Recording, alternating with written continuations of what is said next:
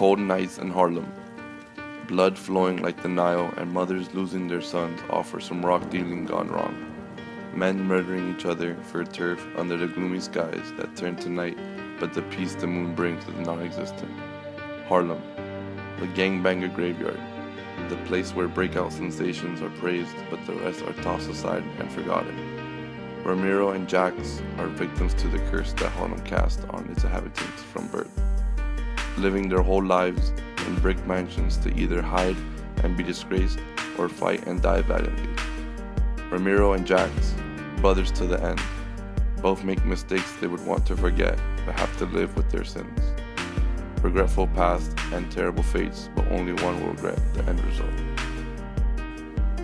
My brother Jax and I walked up to the house. I held his hand before going inside. Instead of a home-cooked meal waiting for my brother Jax and I, we would see my father passed out in the living room, sulfur-drenched in the aroma of hard liquor. My half-beaten mother in the kitchen trying to cover up her swollen black eye with that cheap makeup from the convenience store down the street. She thought her telling us the usual "daddy is just stressed at work" or "he did it because he loves me" shit would cover her up for the fact that my father is an abusive alcoholic that neglects his children and beats his wife. Well, that wasn't cutting out for me anymore. I knew my mother, brother, and I deserved better than this ungrateful bastard in our lives. I quickly grabbed my 8-year-old brother by the hand and went furiously up the stairs. I placed him on his wooden bed and tucked him under his favorite blanket my grandmother had sewn for him. "Jax, hold my hand and look at me.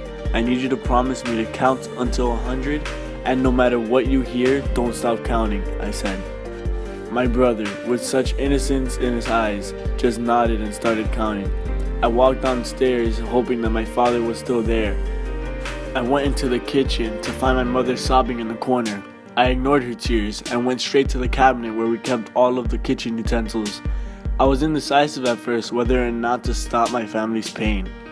I stood right in front of my father in disgust. "Ramiro, what are you doing?" I stabbed my father right in the chest before he could finish his sentence. I saw the stare in his double eyes, which made me want to stab him again and again and again, until my mother cried out and grabbed my hand and threw the knife across the filthy floor. I'd never felt such a rush before, blood racing through my veins, hearing my heart almost explode with excitement. I knew for that second, no one would hurt me or my family again. I waved to my mother one last time, while I saw her getting carried away in the back of a police cruiser. This man in a suit came up to inform me that my mother was going to be safe, and that we were going to be taken to a home where there was going to be a lot of other kids. Naturally, we followed the man in the suit into his car. We saw my father covered in a blood-soaked sheet on a stretcher being carried away into an ambulance. My brother seemed heartbroken, on the verge of tears, but I felt a little relieved. Like I rid the world of some evil that's been plaguing the earth. Finally, I knew my mother was safe from him, that he can never touch my mother again. Then again, that was a childish way of looking at it. It had been a couple months living in an orphanage, and I hadn't told anyone about my parents. Why would I? No one would take me into a new home if I had told them the truth. People had come to visit my brother and I, but no one seemed to be interested in two troubled kids from Harlem. My brother never spoke at any meetings, and I never gave anyone a chance. People really tried to comfort us, my brother especially. I was scared they were going to take him to a mental hospital for not communicating or making any contact with anyone. My brother seemed soulless, cold. He seemed like he was in another world, like his body was on cruise control. He used to ask me if my dad was gone for good and if my mom was safe. I only knew of one of those questions, and it pained me to have lied to my brother, but it felt like I had to. Several weeks later, most of the kids that we had known in the orphanage had been adopted. Now my brother and I were truly alone. I decided that Jax would be happier if he was adopted before me, making him feel wanted, a little more special. I refused to talk to anyone until Jax found a home.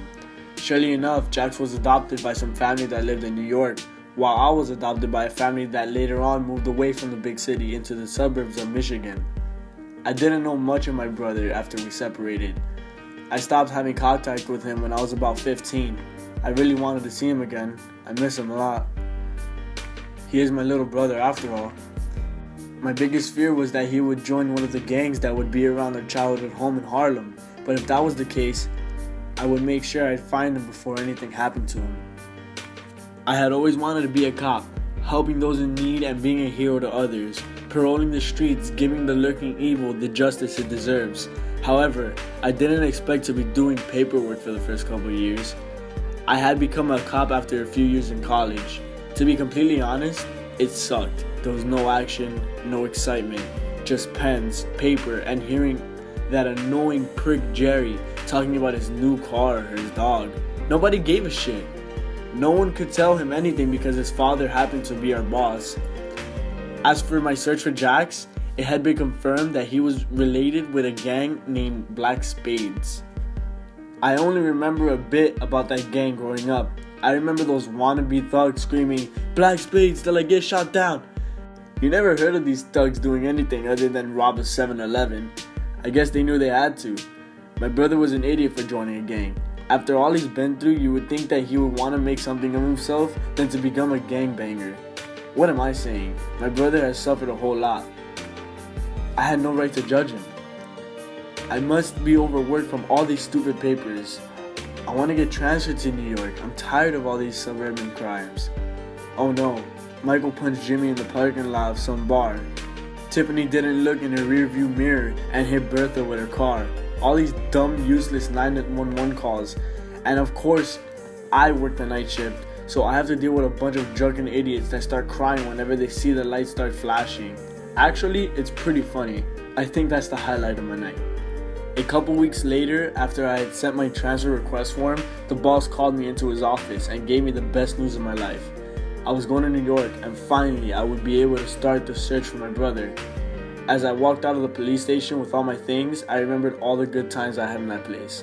Most of it was punching that prick Jerry in the face over and over. Whenever he would mention his dog, Fluffy was the name. I hate Fluffy. My first week in New York, I decided to visit my mother in jail. It had been 10 years since I last saw her face. That sad, beaten face with a glimmer of happiness shining from her one non-swollen eye. I wish my last memory of her was when she was happy. When I got to the visitation center and saw her, it was like half a decade had passed. She was old, frail, white lifeless hair. Well, whatever was left anyways. We had talked and caught up. I told her about the new life I was given in Michigan. I told her how different the schools were and how there were no police sirens going off every night, and how I could walk to school every day without having a constant fear that somebody was going to assault me. She smiled. That's probably the first time I've seen her smile after 10 years. Then she started telling me how life prison was. She said with a chuckle that it wasn't as unpleasant as being with Dad, but the worst part was not seeing her children every day. She had told me that she had gotten cancer her 5th year in, and that she wasn't going to live much longer. As I got up to leave after her visitation hours had ended, she told me one last thing. When you find Jax, tell him I always love him. She left after that. That would be the last time I'd ever see my mother again. She died the very next day in her prison bed. I think she had been ready for much longer, but held on until she saw me and made her the promise. She had always been strong, but sometimes I wish she hadn't. "Come on, Jax, do it. Do it, punk," JC said. As I looked at the young boy sobbing and pleading me to let him go, I doubted myself. Should I really do this? Is it worth it? Why am I overthinking this? I stabbed him and took his money. As we ran, I felt the guilt and the remorse all coming to me. I cared, you know.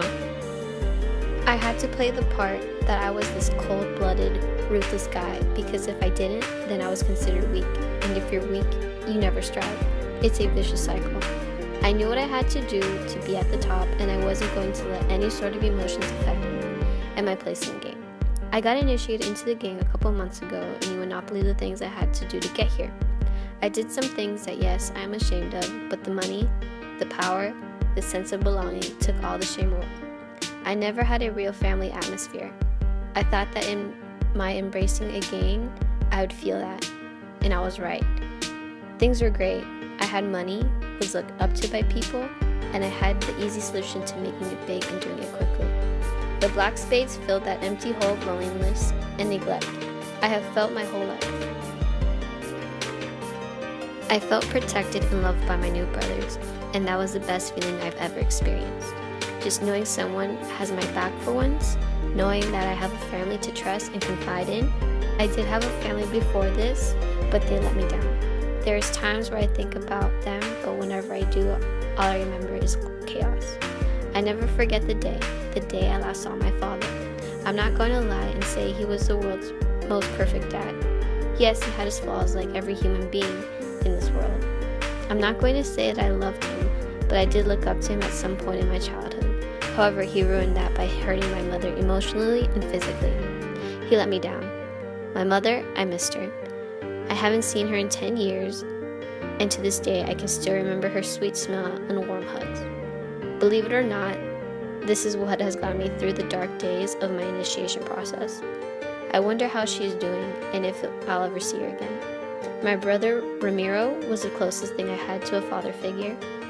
He was my role model, always protecting me no matter what. I missed him terribly. I wonder who adopted him and where he is now.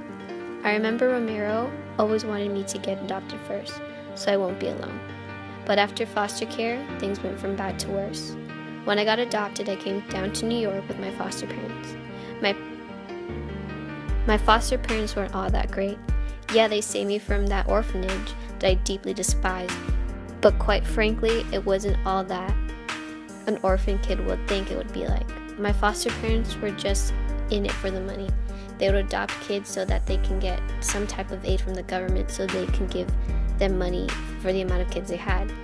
You would think they would use the money on maintaining the house stocked with food and the necessary things a young boy needed, but I was greatly mistaken. Our refrigerator was loaded with beers and leftover half-eaten pizzas from weeks ago. I wouldn't even know who lived in this hellhole since the kids seemed like they would take care of themselves. They would come and go as they pleased with no one to tell them otherwise. I mean, it doesn't surprise me since my so-called new father would be on his inclined chair with a cigar in one hand and a beer in the other.